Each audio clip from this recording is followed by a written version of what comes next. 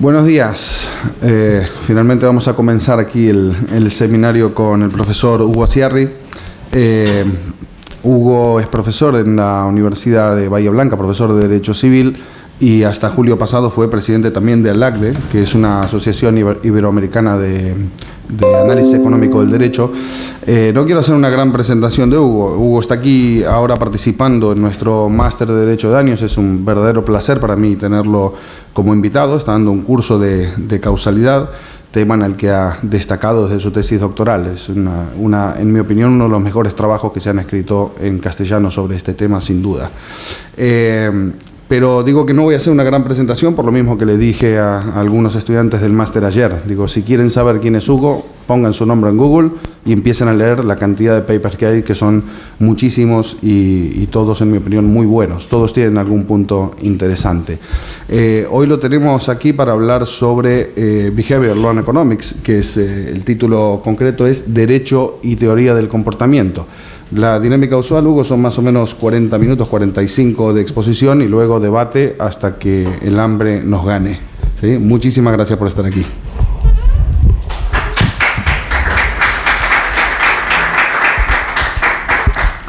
Bueno, muchas gracias a todos por estar acá y muy especialmente a Diego, a Jordi y a todos los amigos presentes. Me siento como en mi casa, tengo más amigos aquí a veces que en mi facultad. Pero bueno, agradezco esto, que todos sabemos que cada vez cuesta más coordinar agendas, coordinar recursos materiales para que estas cosas funcionen, y todo esto ha funcionado muy bien, así que muchas gracias. Bueno, voy a hablar de pie, si se me permite. ¿Se oye bien? Sí. Bueno. Mi intención entonces va a ser hablar unos minutos y dar un pantallazo de algunas cosas que me parecen interesantes y de algunas ideas que se disparan sobre esto, y luego discutir todo lo que sea necesario, que es la única parte que sirve de todo esto. Si tuviéramos, la pantalla en blanco esa es intencional, si tuviéramos que hablar de la relación entre el derecho y el comportamiento humano, creo que podría marcar algo así como 3 olas sucesivas de duración histórica desproporcionada de unas en relación a otras, y me explico. La primera ola va a ser aquello que conocemos como el derecho, la enseñanza tradicional del derecho, eso que conocimos todos los presentes y que no ha variado tanto desde la época romana hasta hoy. En este aspecto, quiero decir, la relación entre normas y conductas no es que no exista, como a veces se critica desde el análisis económico del derecho. Desde el campo del análisis económico del derecho suele decirse, para un jurista tradicional o para un profesor tradicional de derecho, las consecuencias en el mundo no importan. Me parece que no es justo decir que no importan, sino que importan, pero que el modelo de apreciación de las consecuencias es meramente intuitivo. Si pensamos, por ejemplo, en el derecho penal, que es el caso más obvio probablemente, cuando hablamos de bien jurídico protegido, si decimos el homicidio tiene como bien jurídico protegido la vida humana, lo que estamos pensando es que, bueno, la norma de prohibición del homicidio y la sanción correspondiente tienen una influencia en seguir vivos. ¿Por qué? Porque a la gente usualmente no le gusta ir a la cárcel. Entonces, si tiene la amenaza de ir a la cárcel, es eso que los penalistas llaman prevención general, y por lo tanto no vamos a disminuir la cantidad de homicidios que se producirían si hubiera una prohibición. El problema es que luego de esta apreciación conductual inicial, construimos un edificio de normas y no hacemos un chequeo de cada paso de esa construcción en la conducta. No seguimos consistente y sistemáticamente viendo qué pasa con cada norma sobre la conducta. Nos quedamos con un piso más o menos intuitivo y luego avanzamos con las normas, que es donde realmente nos concentramos. La educación tradicional es más o menos así. Todos sabemos que más o menos por 1960 se produce una especie de revolución en este aspecto, que es eso que se llama el nuevo Law and Economics, el Law and Economics neoclásico, el Law and Economics mainstream, Law and Economics tradicional o como sea, que en definitiva en este aspecto lo que hace es en lugar de tener una teoría conductual intuitiva, algunas cosas no nos gustan y por eso nos escapamos, lo que hace es toma una teoría sistemática, que es la teoría de la microeconomía mainstream. No es muy sencillo qué es la microeconomía mainstream, pero es más o menos la economía neoclásica con algunas adiciones, más énfasis para unos en la información imperfecta o en las imperfecciones, menos énfasis para otro, pero en definitiva hay una teoría sistemática que procura derivar de normas comportamientos humanos. La idea de fondo, y no me voy a detener mucho, pero luego podemos hacerlo, es saltar el abismo lógico al que nos llevaría la falacia naturalista de decir, si algo está prohibido, no va a ocurrir en el mundo. Yo dejo mi reloj aquí y nos vamos, y alguien me dice, no, ¿por qué no lo lleva? Que eso puede, ¿por qué puede desaparecer? Yo digo, ¿pero cómo? Y alguien se lo puede llevar. Yo digo, no, eso es imposible. Está prohibido. En ese caso estaría incurriendo en lo que se llama normalmente falacia normativista, creer que las normas se materializan en el mundo inmediatamente o que se puede sacar conclusiones en el mundo del ser, a partir del mundo del deber ser, de un modo directo y confundiendo los reinos implicados. Pero bien, la idea es que el análisis económico del derecho tradicional pretende, con un cuerpo teórico, hacer un puente entre deber ser y ser. Una teoría sistemática que procura establecer consecuencias de las normas. Y a lo que vamos hoy, y por eso pasé muy rápidamente estas dos etapas, es a algo que ocurre en el derecho durante las últimas décadas del siglo pasado. La idea es que mientras que antes teníamos una idea sencilla del comportamiento humano, que podríamos resumir en la palabra racionalidad, es decir, seríamos rational expectations maximizers, maximizadores racionales de nuestras expectativas. Este cuerpo de ideas que proviene de la psicología cognitiva, pasa a la economía y de la economía al derecho, nos dice algo bastante diferente. Nos dice, no somos racionales o no nos comportamos de ese modo la mayor parte del tiempo. Si tuviéramos que hacer una síntesis, y voy a intentar hacerla muy rápidamente, voy a pasar por esos 5 pasos. En primer lugar, no razonamos o no tomamos decisiones de acuerdo a un mismo sistema, sino que tenemos implicados 2 sistemas diferentes. Cuando digo sistema, no estoy hablando de un conjunto de órganos especializados con una función como sistema circulatorio, sistema digestivo, sistema cardiorrespiratorio, sino que estoy hablando de un cierto tipo de decisiones que por facilidad se engloban como conjunto en un sistema. Pero la idea es la siguiente. El sistema 1 es más barato en términos de consumo de energía, básicamente de glucosa. El sistema 2 es mucho más costoso, consume mucho más. Pero todos tienen sus costos y beneficios. El sistema 1 gasta menos, pero es menos preciso. El sistema 2 es mucho más preciso para tareas complejas, pero es enormemente costoso para nuestro cerebro. Imaginémonos la siguiente situación. Un atardecer, no de invierno, sino con una temperatura agradable. Caminamos por una playa hacia el atardecer, con una persona a la que queremos, con la que estamos cómodos. Caminamos hablando de cosas triviales. En un momento nuestro compañero o compañera nos dice 478 por 415. Nuestra reacción es bastante predecible. Nos vamos a detener. Pero no es solo la sorpresa, sino que la regularidad implicada es que nuestras piernas consumen glucosa en movimiento y nuestro cerebro, cuando se enciende el sistema 2, consume mucha glucosa y por eso nos detenemos.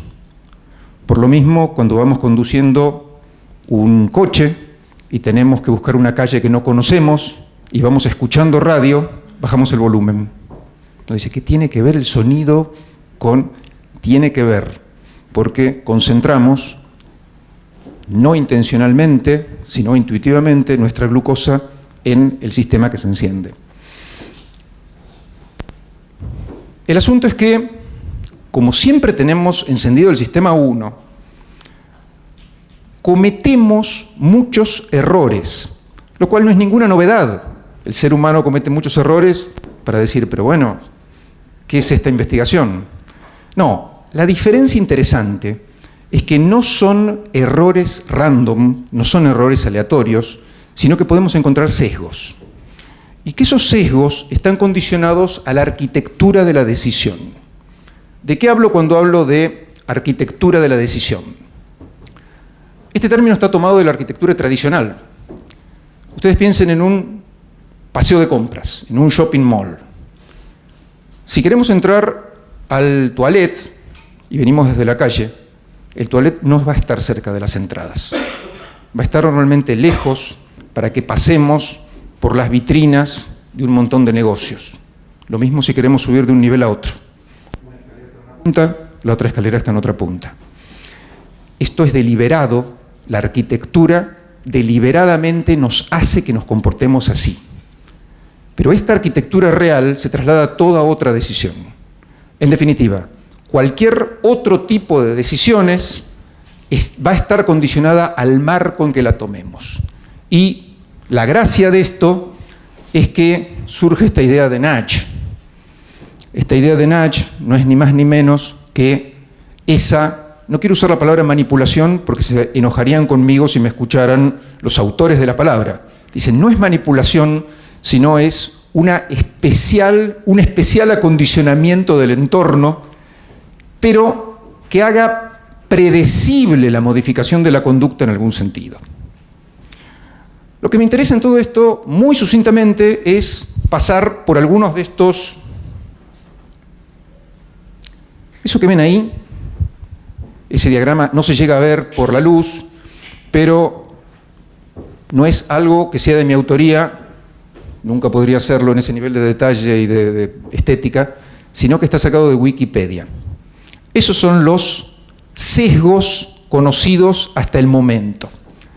Estamos acercándonos a los 200 sesgos, lo cual para un matemático sería una catástrofe, porque qué teoría con poca elegancia. Tenemos 200 desviaciones, alguien diría, bueno, pero ¿por qué no pasa algo así como, miren ahí se ve, ¿por qué no pasa algo así como lo que pasó? ¿Saben qué es eso? Eso es un gráfico, un esquema del sistema heliocéntrico en sus últimos tiempos. Quiero decir, ustedes recuerdan que hasta Galileo Copérnico el sistema dominante era el geocéntrico. Eso es geocéntrico. La Tierra está en el centro y el Sol gira alrededor. El asunto es cuando se descubren otros cuerpos. Entonces, es fácil decir, la Tierra está en el centro y el Sol gira en una órbita más o menos elíptica o circular o algo así. Pero los planetas que giran alrededor del Sol describen órbitas raras. Y ni hablemos de los satélites que giran alrededor de los planetas. Entonces, la cuestión es que no eran tontos los que sostenían el sistema geocéntrico a ese momento. Habían hecho un esquema que hacía las cosas bastante predecibles.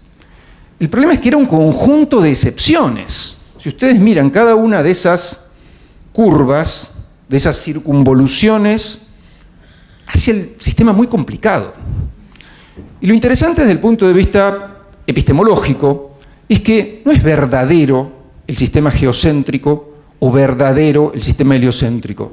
En las escuelas, escuela primaria, escuela secundaria, nos dicen era falso el sistema geocéntrico y es verdadero el sistema heliocéntrico. No, son convenciones.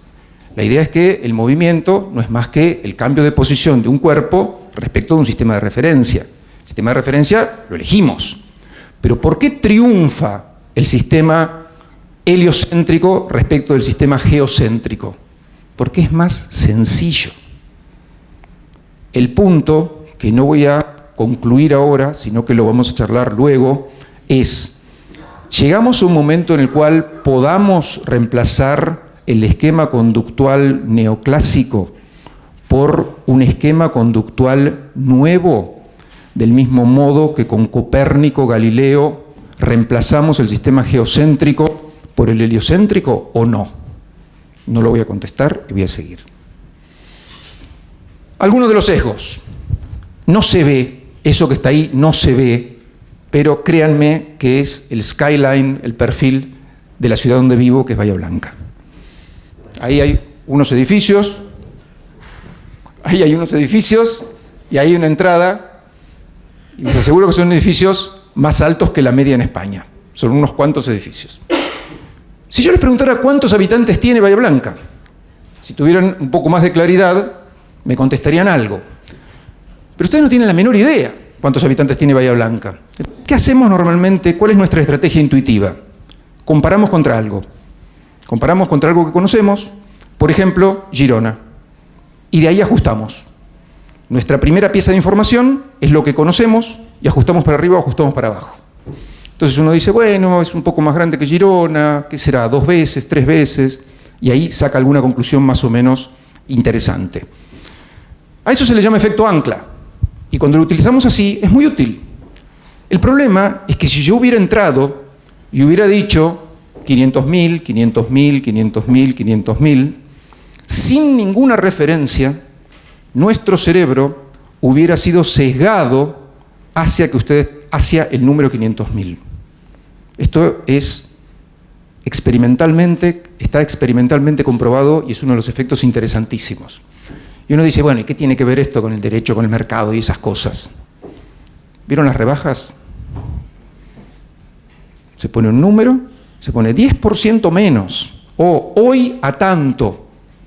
Nuestro cerebro asume que el primer número es el valor real, importante, aquello de lo que tenemos que partir, y que tenemos una gran ventaja porque nos lo venden a menos.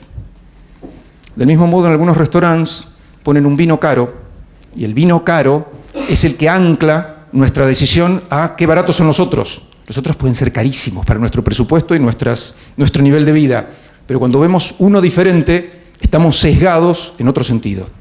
Y esto es muy interesante y tiene algunas implicancias más delicadas que luego podemos conversar también en algunas instituciones jurídicas.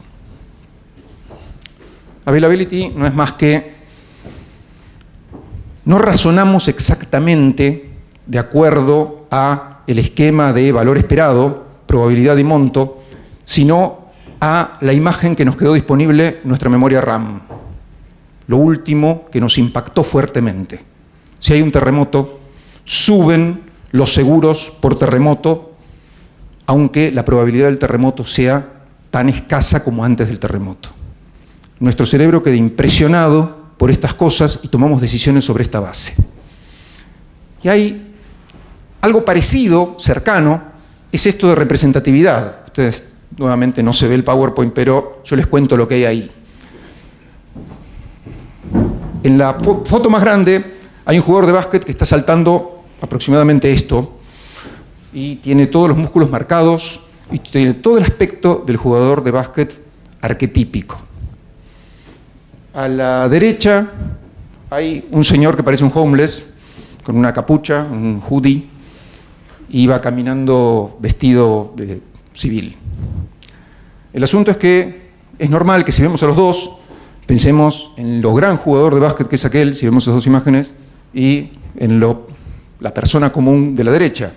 Mientras que, voy a ser nuevamente patriota de mi ciudad, el que está a la derecha es Manu Ginóbili, una leyenda de la NBA, el que está a la izquierda es el jugador que fue contratado para ser su cuarto suplente, nunca llegó a debutar en la NBA y está terminando su carrera en algún equipo de segunda línea aquí en Europa.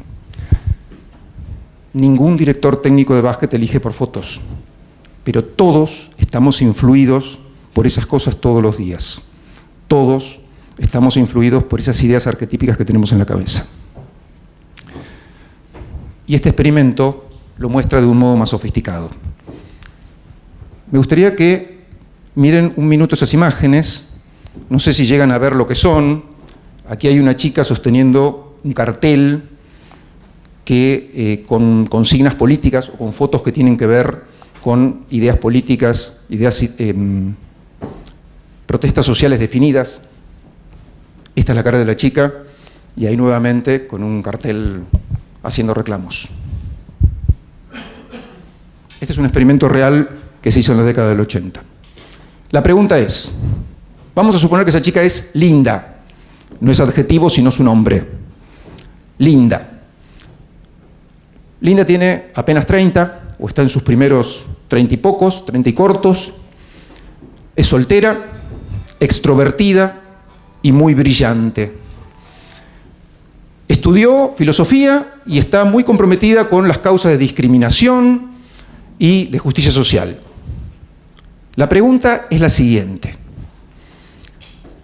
¿Cuál de las siguientes afirmaciones es más probable? Linda es una cajera de banco o Linda es una cajera de banco y feminista activa. Los escucho. Una persona que sabe filosofía o que lo piensa reposadamente no tiene duda que es más probable que sea cajera de banco. ¿Por qué? Porque todas las cajeras de banco feministas son cajeras de banco. ¿Se entiende? Es más probable tener menos propiedades que tener más. Entonces, si nosotros pensamos de acuerdo a la teoría de la utilidad esperada, nuestras expectativas racionales, tenemos que contestar así. Pero no contestamos así la mayoría de los seres humanos.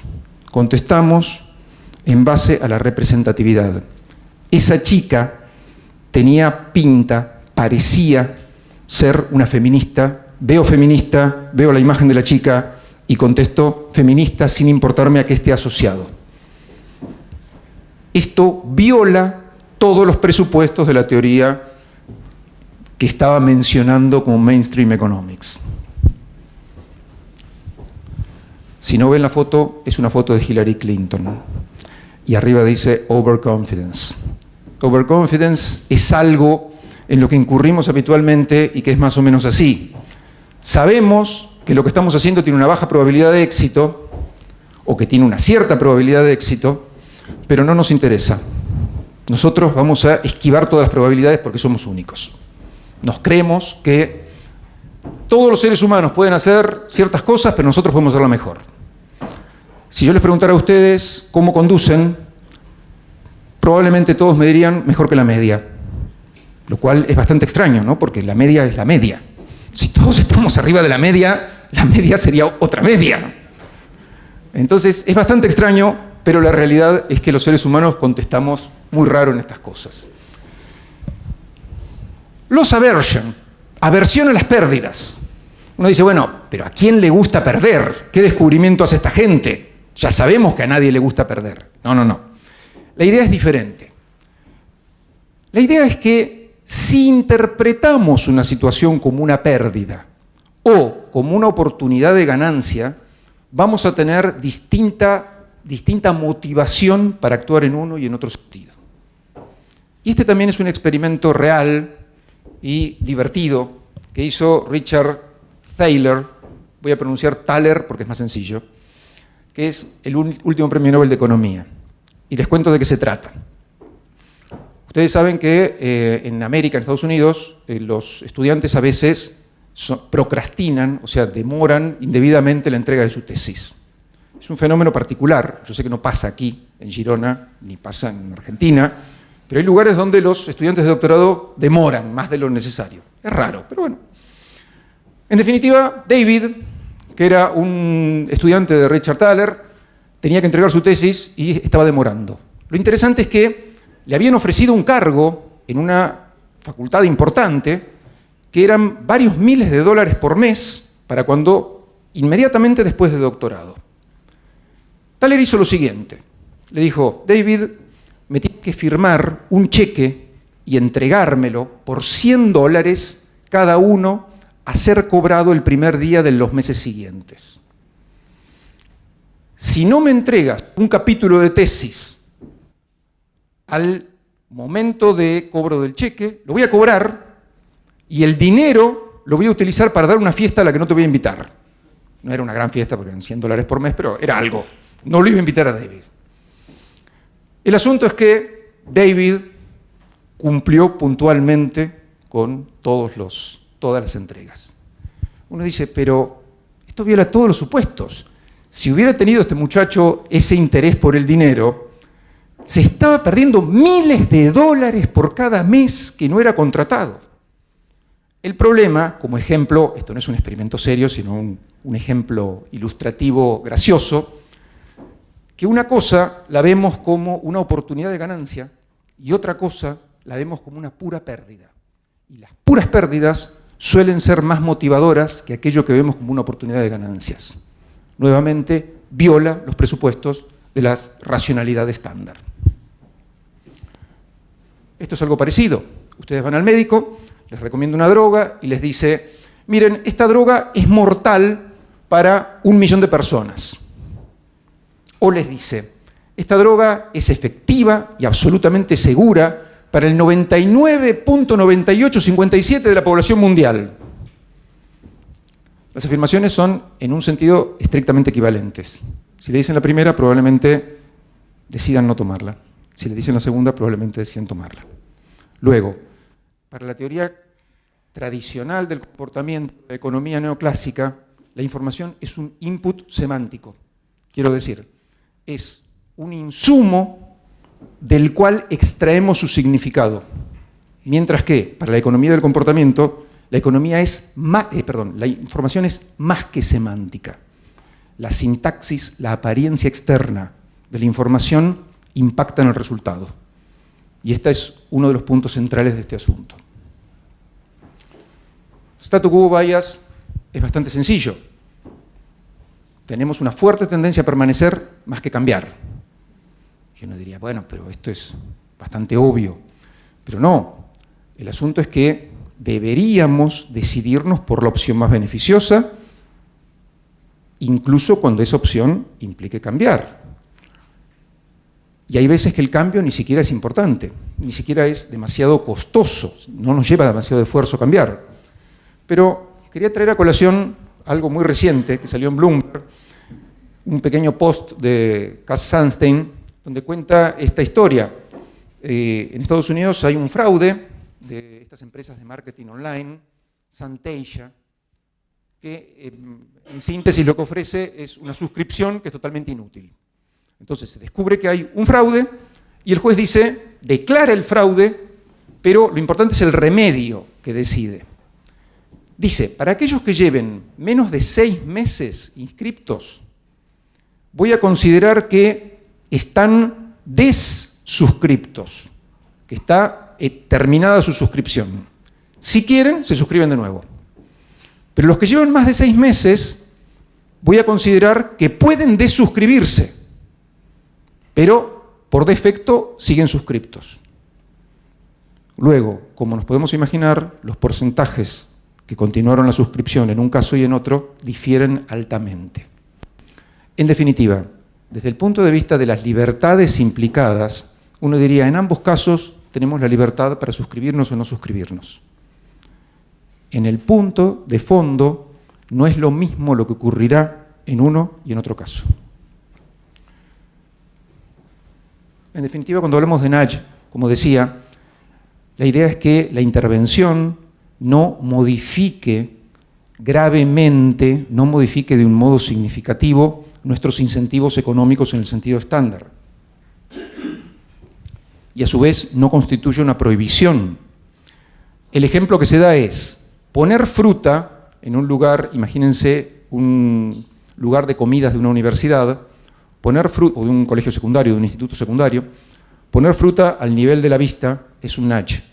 Prohibir la comida basura no es un nudge. El nudge no tendría que ser una prohibición. Voy a pasar un poco esto, y me interesan 2 o 3 puntos que creo que van a ser los que más nos van a motivar la discusión. El primero es la apreciación ética de este asunto. ¿Está bien? ¿Está mal el nudge? La idea de el nudging como política.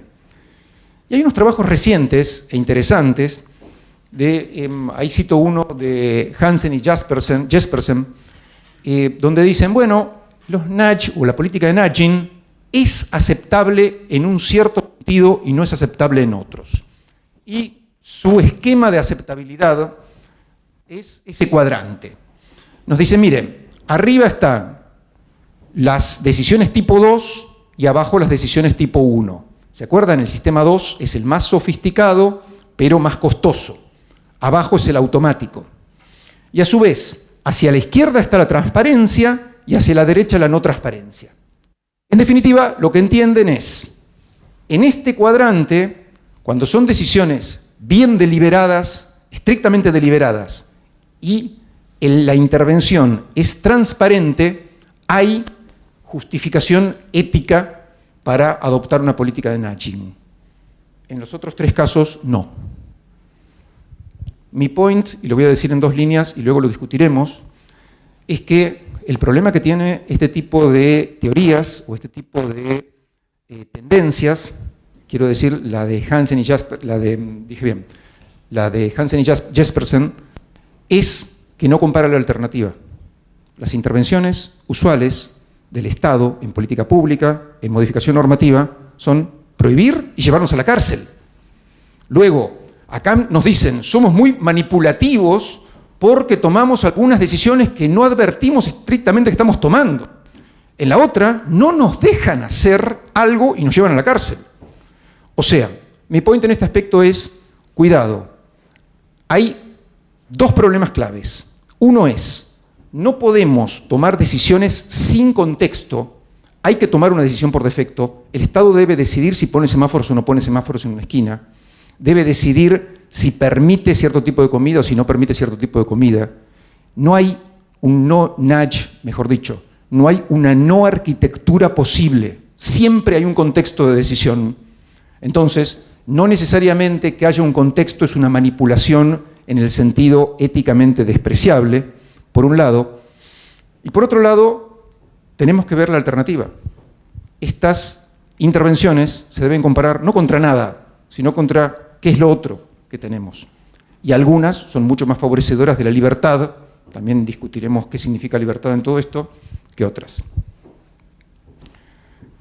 Algo más. Me parece que es un poco ruda esta teoría, un poco primitiva, en cuanto a decir, aquí no se modifica la libertad, o mejor dicho, aquí no se afecta la libertad y aquí sí. Porque si en definitiva estamos modificando en un sentido predecible el resultado, al menos en algún sentido relevante de la palabra libertad, también estamos incidiendo en la libertad. Quiero decir, me parece que no tiene sentido decir no hay incidencia en la libertad en un cuadrante y sí la hay en otros. Hay una especie de continuo que a su vez tendríamos que comparar contra alternativas, que es lo que no se hace. Me parece que es el error.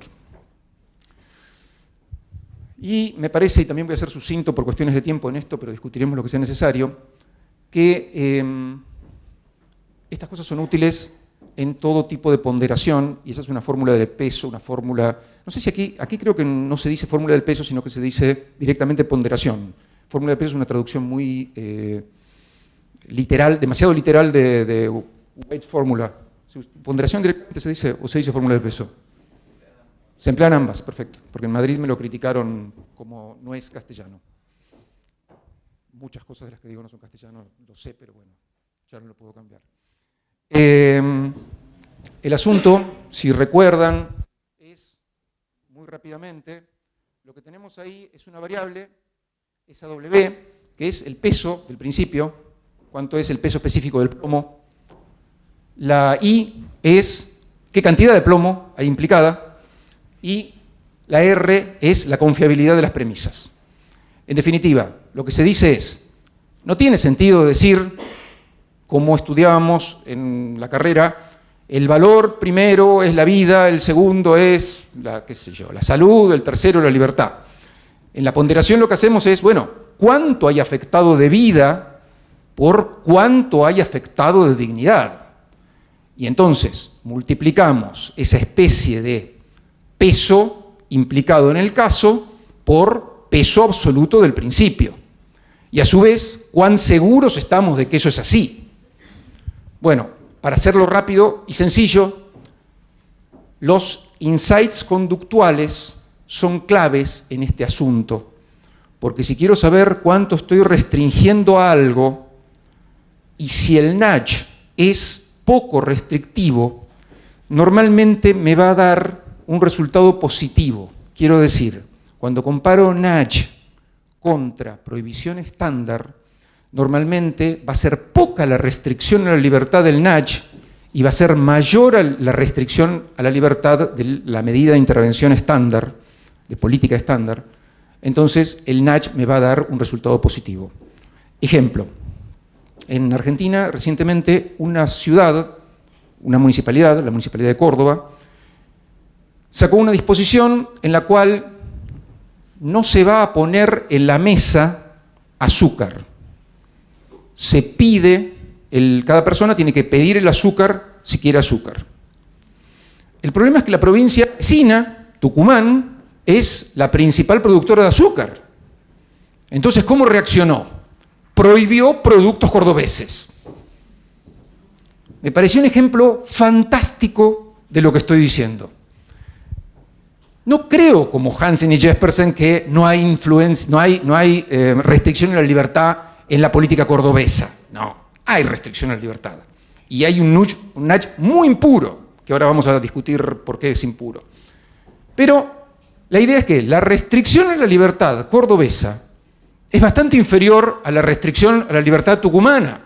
En una no se puede entrar productos tan de primera necesidad como el Fernet o el cacahuete, que son productos, como todos sabemos, básicos en la economía, en la felicidad, en el bienestar de ciertas personas. Bueno, entonces, una restricción de ese tipo contra una restricción del otro tipo que es, me trae azúcar. La gracia entonces es que el peso relativo de una intervención es bastante inferior al otro. Y algo, ¿cómo estoy? ¿Puedo insumir 10 minutos más? Bueno, 5 o 10 minutos más y nada más. Hasta ahora venimos hablando de intervenciones que son más bien derecho administrativo. Pensamos más bien en derecho administrativo y el nudge normalmente se piensa desde ese punto de vista. Y si esto es así, si hay un auge de la política de nudging, discutíamos nuevamente hace unos meses en Madrid, alguien decía, va a haber una preponderancia relativa del derecho público respecto del derecho privado, porque el derecho privado estaría afuera de este asunto. Fernando Gómez Pomar, critíquenlo a él, pero tiene algo de razón, me parece, al menos en este asunto. Pero mi punto es que no está excluido el derecho privado de este asunto. No es todo nudge. Primero, el nudge no es esa cosa pura, en la práctica quiero decir. Las políticas de nudging no abarcan solo esa idea pura de nudge, sino que me parece más bien que deberíamos entender al nudge como una especie de tipo ideal weberiano. Democracia. La democracia reúne tales propiedades. Lo que tiene Italia es democracia. Lo que tiene Francia es democracia. Lo que tiene Bolivia es democracia. Lo que tiene Venezuela es democracia. Bueno, podemos encontrar un tipo ideal con una contaminación relativa diferente de otros elementos en los distintos escenarios reales. Con el nudge pasa lo mismo. Los cordobeses, cuando sacan la norma del azúcar, le prohíben al dueño del restaurante poner azúcar. Para el dueño del restaurante es una prohibición tradicional. Para el consumidor es un nudge porque puede pedirlo. Pero la medida en sí tiene componentes de una y componentes de otra, que es lo que nos pasa en la realidad de los seres humanos. El mundo este viene muy mezclado. Nos tocó un mundo donde todo viene mezclado. Derecho privado. El Código Civil argentino saca una norma que nos dice que, algo así como que todos tenemos que prevenir. ¿Les parece que es más preventiva una norma que dice que todos tenemos que prevenir a una norma que diga que algunos tienen que tomar medidas de prevención y otros no? Bueno, La economía tradicional diría, hay un problema serio en esto, porque si todos tenemos que prevenir y no previene nadie y se produce el daño, después el daño se distribuye entre todos nosotros. Entonces, en definitiva, nos costaría muy poquito a cada uno no prevenir y por lo tanto elegiríamos no prevenir. Bueno, alguien diría, eso sí hay acción de contribución, si todos le podemos cobrar a otro, pero ¿y qué pasa si me cobran solo a mí? Bueno, si me cobran solo a mí, la probabilidad de que caiga la espada de Damocles sobre mi cabeza también es muy baja y el valor esperado, probabilidad por monto, también es muy escaso. Pero la economía del comportamiento no se mete en ese tema, sino que dice, ¿saben qué? Experimentalmente, cuando varias personas están en condiciones de prevenir, normalmente se relaja la prevención. Y eso se llama efecto Genovese o bystander effect. Y Genovese, ¿por qué? Porque Kitty Genovese, en el año 63, era una chica que vivía en Brooklyn y alguien entra a su piso y la mata. Grita. Pareciera que varios vecinos la escuchan, varios vecinos la oyen y nadie interviene. La idea de fondo que se comenzó a estudiar, no se dio por aprobada con ese episodio, sino que disparó una serie de investigaciones teóricas, es que cuando consideramos que varios estamos en condiciones de prevenir, relajamos nuestra medida de prevención. Luego, lo interesante del artículo argentino, todos tenemos que prevenir, no es todos tenemos que prevenir, es todos tenemos que prevenir en tanto dependa de nosotros y conforme ciertas circunstancias. Y la gracia es que si entendemos esto y entendemos esto, podemos determinar mejor en esa grilla judicial que se haga después, en ese conjunto de decisiones judiciales que se hagan después, quiénes son aquellos que más adecuadamente deberían prevenir y quiénes no, y cómo serían los conjuntos de grandes o pequeños de personas que debieran prevenir. Y voy concluyendo, en el nuevo Código Argentino también hay una norma que nos dice que para determinar las incapacidades o muerte de las personas, el valor de la indemnización, lo que debemos hacer es fijar un capital cuya renta cubra la capacidad de las personas para realizar actividades productivas o económicamente valorables y se agote al momento en que probablemente esa capacidad se hubiera agotado en la realidad. Ustedes dirán, ¿y esto qué tiene que ver con el comportamiento? Bueno, no estoy pensando en el comportamiento de las partes estrictamente, sino en el comportamiento de los jueces. Muchos jueces, antes de esta norma, ¿qué hacían? Había una muerte, una incapacidad, y fijaban una cantidad en abstracto, o mejor dicho, por mera referencia a otros juicios anteriores. Tengo una chica de 30 años fallecida, ¿y qué hago? Miro algún expediente donde tengo otra chica de 30 años fallecida y más o menos pongo algo. La gracia, que nos parece relevante de todo este asunto, es que así, de este modo, cuando el juez se lo obliga a pensar en esos términos, es un modo de disparar en muchas fases su sistema 2. Cuando nos obligan a pensar todas esas cosas, no podemos contestar de un plumazo. Tenemos que pensar mejor el asunto.